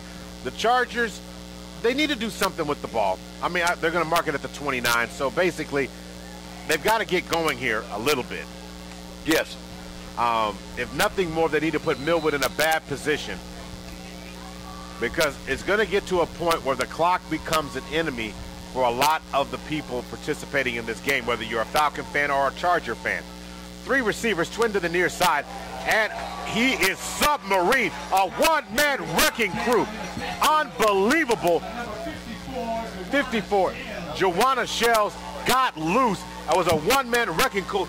Charles, he blew up the front of that line. He knocked the center into the running back and then took the legs from the running back right up from underneath him. Well, I mean, certainly when we talked about this defensive front, they have been certainly well represented here all night. I mean, they really haven't.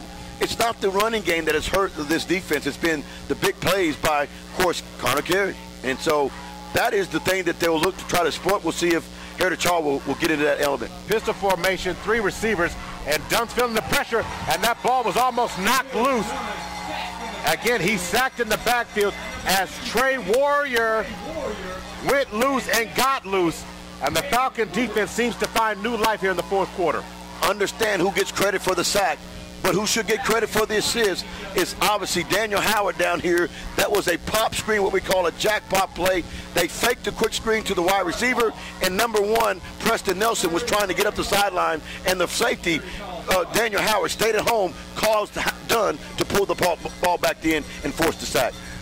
Again, as a defensive lineman and as a former defensive player myself, I wasted no time giving my cornerbacks and everybody else benefit when I needed some help making a play. Here we go. Dunn in shotgun formation with two receivers split, and he's going to throw to the outside. That very ball was fortunate. tipped. That ball wasn't intercepted right there. Well read by the Falcon defense. Defender number 2 on the outside wasted no time. Aaron Hammond. Aaron Hammond, yeah. Yeah, Aaron Hammond on the coverage right there. Very, very close to being a big interception. A pick six, if to say the least. Great read by Hammond on that particular coverage. Right now, the Millwood Falcon defense has rose up as the offense has given a spark. They got a lead, and now the defense and the home crowd has certainly got back in this fourth quarter game. The Millwood Falcon defense is imploring its fans to make noise. It's fourth down, and here looks like the Chargers are going to punt this thing away. And it's a nice high kick, not very deep, and it's going to bounce out in Charger territory at the 47-yard line. And here's the chance. Here's the one the Falcons have wanted. Your home field. How much time left on the clock? 6:30. 6:30 left on the clock. You want to make a play? You want to be a part of a situation? You want to seal your Week 1 win and make a statement? Here's your chance. Here's your drive. Falcons can do this right now, Charles. Well, here's the thing. We've seen Marcus Major make his imprint on this game early in the first carry of the game for him and the Falcons. We've seen Daniel Howard make his presence on the game. He's done it. Although he's missed some plays, he certainly made his presence known on the offensive and defensive side. Now it's time for DeMar and Houston to put a stamp on this game as well. All right, let's see if you're right, Charles. You've been right on everything else. 3 receivers, twins to the outside. Houston's looking over the defense. Ball snapped as they got a 3-man front. And Howard, finds a little daylight, and he's going to get a Metro Tech Technology Center first down. Good call, good play, good read. Here's what's happening, Mo. I mean, you can see it. It's like a vision. They're so worried about DeMar and Houston making a play, but I said they're running cover 2. So the safety to the boundary side of the field is not able to play run. They're actually worried about DeMar and Houston over top. So what the Falcons offensive coordinator saw is, let's run quarterback sweep power to the boundary side, get an extra blocker, and we can find a crease. 3 receivers, twins to the outside, and Marcus Major's going to get the handoff, and Major's going to spin his way down to the 30-yard line after a short pickup of about 3, second down and 7. Yeah, I mean, he's just having to dodge a lot of defenders at the line of scrimmage. And you got to give credit for this scrappy defensive front for the Heritage Hall Chargers. They're not letting Marcus Major get his gear going. Once he gets to that second level of Maurice, he is trouble to bring down. They're making him avoid tacklers right at the line of scrimmage. That time, just for a 2-yard pickup. 2.5, almost 3 yards. The Falcons are getting their calls confirmed from the sideline. 3 receivers, twins to the outside. Pistol. Howard calls for it, and he tries to get to the outside. He found a crease. Are they going to catch him? Into the end zone. Touchdown, Falcons. Go right back to the same play. Go right back to the same play. You saw it set up. You had stack to the left. You just run quarterback sweep power. Bring your extra blockers there. Why? Because Demarion Houston was on that side of the field, and they're worried about him getting deep. So what do they got to do, Mo? They've got to put the safety over the top of him, which gets one less player to guard the run. To cover the quarterback. And the run. Because most often the time, when the defenses when the defense sets up, they've got to account for the quarterback. So now Daniel Howard's going out here to go ahead and expand this lead, and this will be a big one right now. He's asking for the clock to get moving here. Howard right up the middle, Charles. I'm calling it for this 2-point conversion. Absolutely. And Howard right up the middle. And does he get there? Yes, he does. And the 2-point conversion is good. Unbelievable. Well, 30-20, the Falcons have now solidified. It's a 2-score lead now, and time is not on the side of the Heritage Hall Chargers. We'll take a quick timeout. We'll be back. You're listening to the Millwood Falcon football broadcast brought to you by Love's Travel Stops and Country Stores on the Perry Radio Sports Network.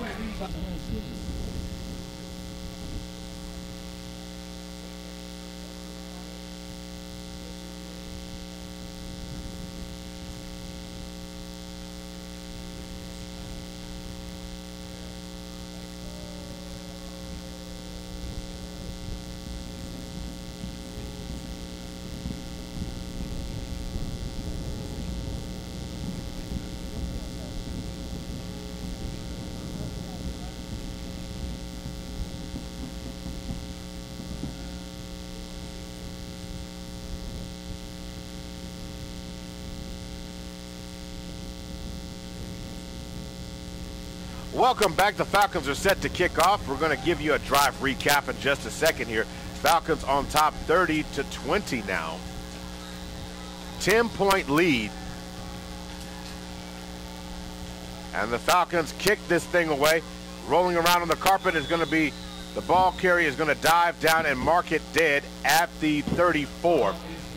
The Falcons' last possession started at the 47-yard line. And basically with some penalties and some opportunities, and exploiting the opportunities the defense have given them. Great calls by Darwin Franklin and his offensive staff led to a 32-yard run by Daniel Howard, who has now scored his 3rd touchdown of the night. And for everything we talked about Connor Carey, Daniel Howard has been outstanding. And I can tell that cramp is pretty much gone now. Well, yeah, you find an unsung hero at the beginning of the year. You find a guy, Maurice, that has the ability to be part of the three-headed monster. We knew Houston and Major was a factor. Now people have to start worrying about Daniel Howard as well. All right, and here we go. They're going to flip it to the outside, and looks like number 6, Jaden McDaniel, gets to the outside. Going to gain of 6 yards. And, you know, Charles, you've been right. The Heritage Hall, offense really hasn't been the same since one Billy Ross Jr. has really not returned since the first half. Well, and again, they've got enough plays, but they were, you know, when you look for someone early in the game, it takes a little bit of time to find out who's going to be ready to play at certain times of the game. Well, it takes another weapon away from them. When he's in the game, you allow McDaniels to be another weapon in the passing game as well. You put him along with Smitherman, and then also they've got a number 2 over there, big tall receiver that has made some 1 or 2 plays for him as well. It sort of throws your chemistry off for a little bit. I've seen it affect many football teams when you prepare it all year long, all summer long, all spring long for a certain type of attack. You got all these weapons there. You gain number 1, and one of those elements are taken away. It sometimes sends coaches into a realm that they can't recover from. Falcon player number 2, Aaron Hammond, and he's been hurt. And so with that being said, I mean, that's why we have an injury timeout right now, and it's been a tough game. We are down to 5:13 to go, and the Chargers are in a situation now, Charles, where they've got to put some points on the board. Well, yeah, and then go back to the drive that the Falcons scored with Howard on the run. Got to give a lot of credit to Coach Franklin and this offensive staff for scheming. That was what we call a scheme series right there. You certainly got a lot of talent, but as a coach, you can put your offense in the best situation to outmatch the defense. That was an outmatch scheme situation that led to that touchdown for the Falcons. 4 receivers done in shotgun formation. The Falcons sitting back in coverage. And Dunn's going to throw it across the middle. That pass is intercepted by Daniel Howard.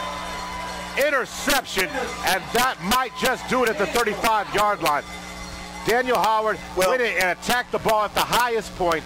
And again, quarterback reading another quarterback made a tremendous play. Unbelievable. Well, we talked about Dunn being able to float the ball. He's floated the ball all night, got away with some. Anytime he's thrown the ball to the middle of the field, it's been floated. When he's thrown the ball to the outside, it's been perfect. But his weakness right now is getting the ball up the middle of the field and getting on top of those safeties. Once again, right now, I can tell you this, Maurice. You don't even gotta ask me. When you ask me who my MVP is, it is certainly now for sure number 8, Daniel Howard. He has gotten it done on the offensive side. What happened to the suspense, Charles? I don't care about suspense. I'm from straight up sports. You remember that? I keep it straight up. I'm going to tell you right now, number 8, hey, they found a superstar in Howard. 3 receivers this time, and they're going to hand the ball off to Marcus Major, and he's doing his job, eluding a defender. Marcus Major getting loose, taking the ball into Charger territory, and is going to get a Metro Technology Center first down for the Chargers inside, for the Falcons, and he's going to be marked down at the 36-yard line, make that the 35-yard line. What a burst, 25 yards. Well, here's the deal. We said in the third quarter when the offense was struggling, we said Howard's going to have to provide some release for Majors. We thought he would do it in the air. He came and did it with his legs. That right there is an example of the defense now focusing on Howard and Major, who is somebody you shouldn't lose sight of, all of a sudden hit you for a big game once again. 29 yards is the official run for Marcus Major. 3 receivers, twins to the near side, and Howard again is going to cut to the middle of the field, spins out about Daniel Howard with another RPO, run pass option. Quarterback called his own number, quarterback keeper, quarterback draw, whatever you want to call it. Quarterback all over the place because Daniel Howard is a man running wild. Well, here's what I would only say with Howard right there in that situation. Don't look for the hit, get what you get, and get out of bounds. There's even zero reason for you to leave yourself in a position to take a late shot trying to get 1 extra yard. You know you've gotten all you can get. Go ahead and tiptoe and get out of bounds to avoid that extra punishment. All right. The officials are calling for time now.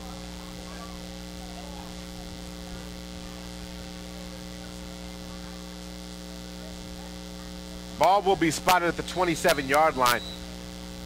Clock begins to move now. How much time's left, Charles, from your vantage point? 4 minutes and 20 and counting. 4 minutes and 20 seconds. One more score, and this is a wrap. Falcons are on the verge of putting the nail in the coffin right here with 4 minutes to go. 3 receivers, twins to the outside. Howard's going to hand it off to Isaiah Major, who bounces his way down inside the 25-yard line, down to about the 23. It's going to be enough for a Falcon first down. The outside, and that is another Falcon first down. And the officials have asked to stop the clock as they move the stakes. It's a first down for the Falcons. And the Falcons don't have to be in any hurry here. No, and I think our chain crew's going on break. They're holding up first down with a second down. I think they're losing interest. They're seeing the Falcons starting to take control of this game. All they need to do now is just run the clock, run the ball, and hopefully no one gets hurt at this point in the game.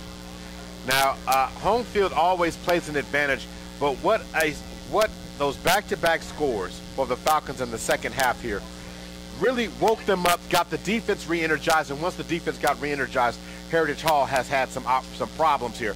Marcus Major right up the middle of the field, gain of about 3 or 4 yards. And they stop the clock. Heritage Hall asked for a timeout, and this timeout is sponsored by Riverside Garden Cemetery. And we'll take another timeout ourselves. You're listening to the 2018 Millwood Falcon football broadcast brought to you by Love's Travel Stops and Country Stores on the Perry Radio Sports Network. Thank you, sir.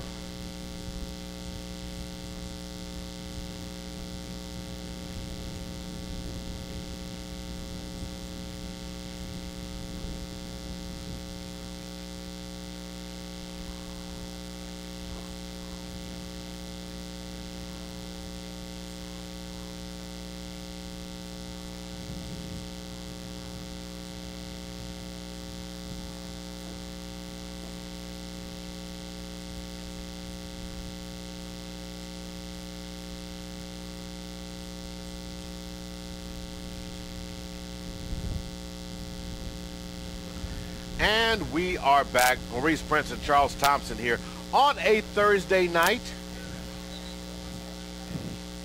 The Falcons are facing a second down and about 8 for all intents and purposes right now. Fourth quarter action. Here's the Falcons net. And right now, with under 4 minutes to go, they've come out with 3 receivers, twins to the near side, pistol formation.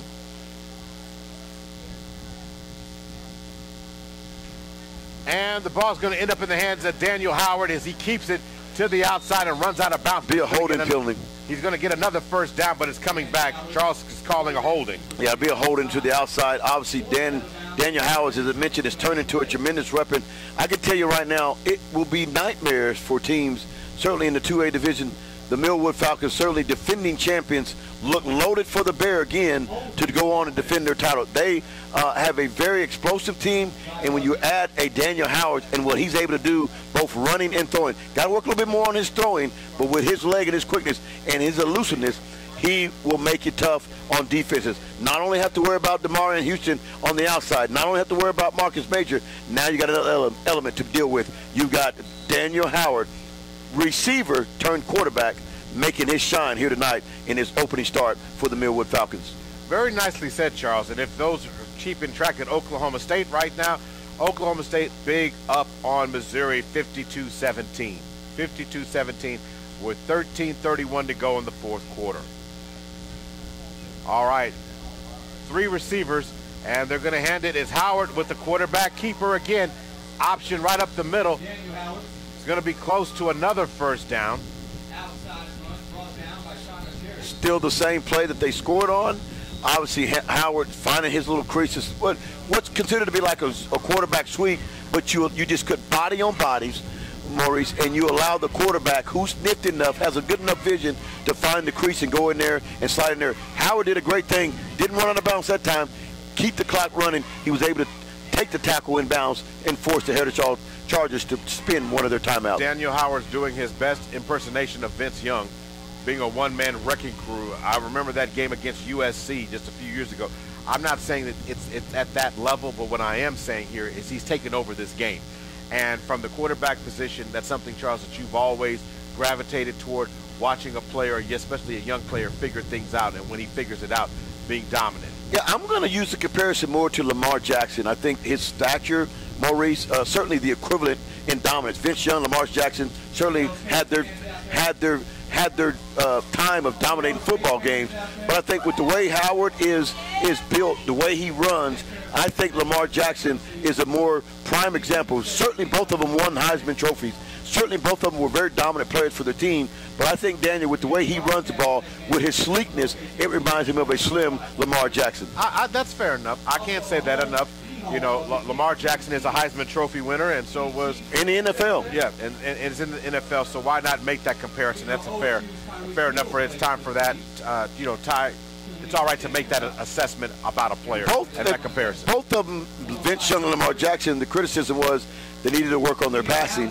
We certainly think the same thing with Daniels. Certainly dynamic on with the run. But he'll have to work on his passing, as our colleague Ivory is poking fun at my Dallas Cowboys. Is that what messed you up there? Yes. Howard got running right in the middle of the field, and I don't think that the Heritage Hall Chargers, who are going to use their final timeout of the half, of course, this timeout is being sponsored by Riverside Garden Cemetery. And how much time is left on the clock, Charlie? Well, it looks like it is 2:57. Heritage Hall takes their final timeout. Now, I'm trying to figure out something here. It says on the scoreboard 30-20. Did I miss something? And what do you mean? I thought it'd be 29-20. So it's 30-20? Yes, 30-20. Because, again, it was 22. Yes, right. Yeah. They got the 2-point conversion? Right. They exactly. did. They did when he jumped over the top. You're right. So it was 29-20. He got 2-point conversion. Charles, now why you call our scoreboard keeper who's in the press box with us and say, hey man, what's going on, man? Why you gotta say that about my stuff, man? No, I'm just saying. I'm just trying to figure out where I was at. I had in my mind it was 20. They was up by 9. But hey, I looked at the scoreboard. I'm not that my man over here.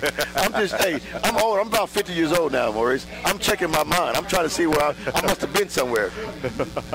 You want to take a point off? Well, no, it makes sense. I remember that. It was 22-20. He scored, make it 28, then he got 2-point conversions, correct. All right, and then coming up right now.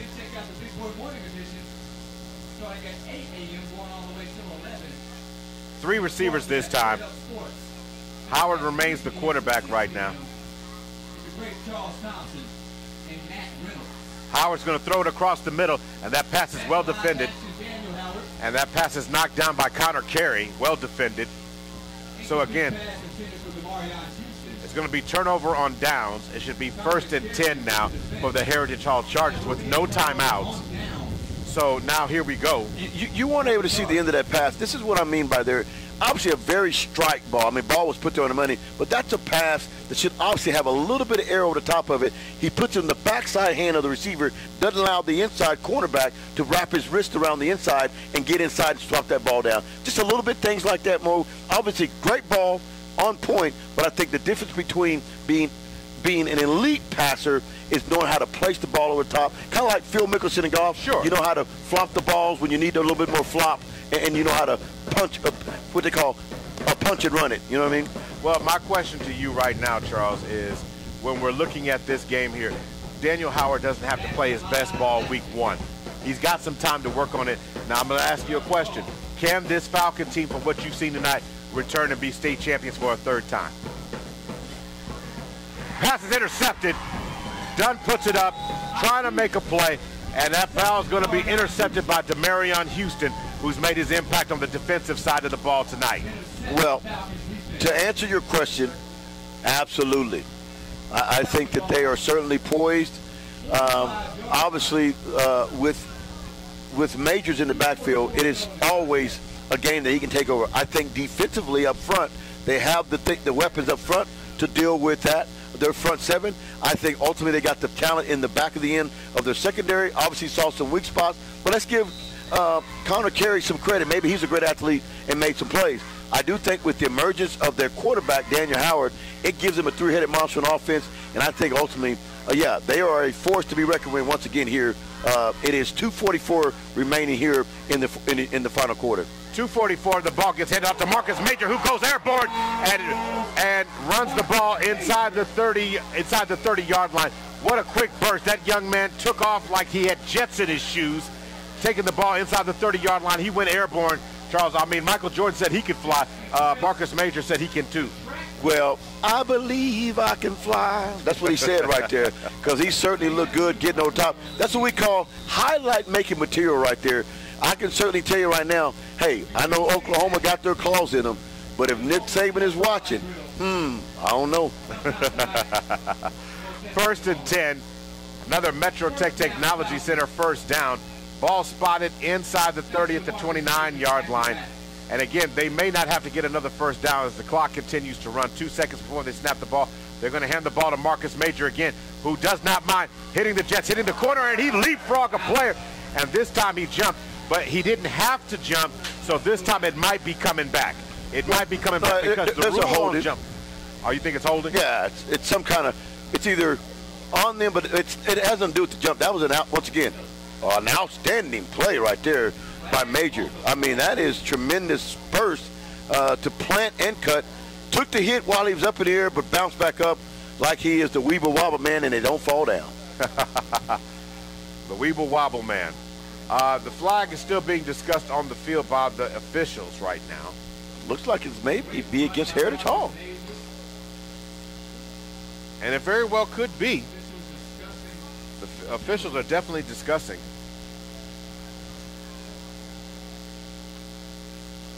For those out there listening, remember your Millwood Falcons will be back in action coming up next weekend. The Soul Bowl game will be at, of course, Douglas High School. Falcons hung 70 on the Trojans last year. 70? 70.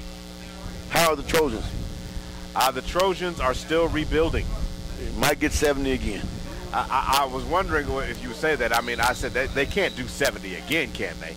You know, it'll be interesting to see. Well, Howard may have something to say about that. You know, he wants to get his now. You know, Demarion Houston will be hungry because he didn't get all of his this week.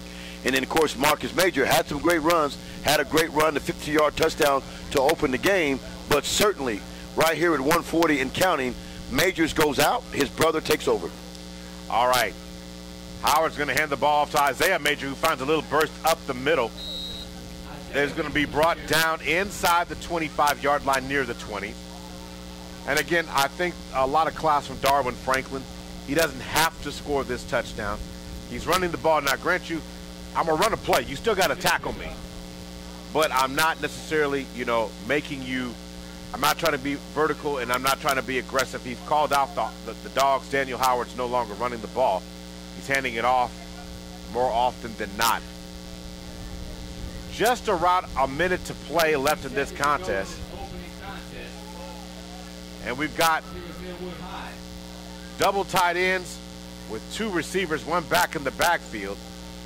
And Isaiah Major is going to get the ball squirting through the middle, and he's going to get a first down and takes the ball inside the 20-yard line down to the 15-yard line. And so now, again, all they got to do is take a knee. He's doing a great example of what they call beast mode running right there. Very hard running by Isaiah Major. Certainly his brother is the featured back, but Marcus Major reminding you, hey, remember, we are family. His blood runs in my bones too, in my veins too.